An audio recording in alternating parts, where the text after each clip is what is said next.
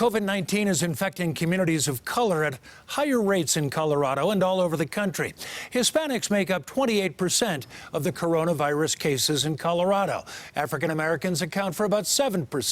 Hispanics are about 22% of our state's population, 4% are African American. Our health specialist, Kathy Walsh, talked with a man from Aurora who recently lost his mother to COVID-19. He and others believe those disparities highlight the need for better health care and more economic opportunity in communities of color. She was literally the heart of our family. Idra Moore raised 6 children on her own. Just a beautiful soul. Her son calls her strong, selfless, a great-grandmother who rarely left home. This thing just came out of nowhere. Professor Alfonso Porter doesn't know how his 85-year-old mother contracted the coronavirus. Within days, she was on a ventilator. A week later, she died. It's devastating because your loved one perishes alone.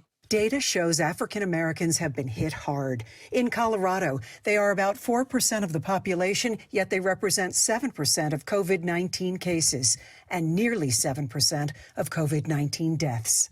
I think that what this virus has done is rip the scab off the ugly sore that we have had to contend with for all these years.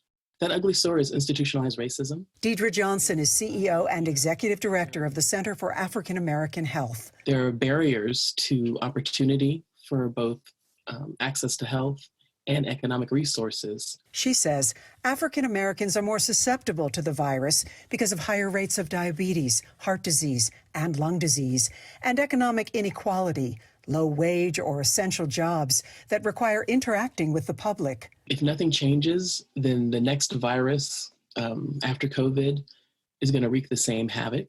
Johnson and Porter see a call to action. To make sure that all of our citizens are protected. I'm Kathy Walsh, covering Colorado First.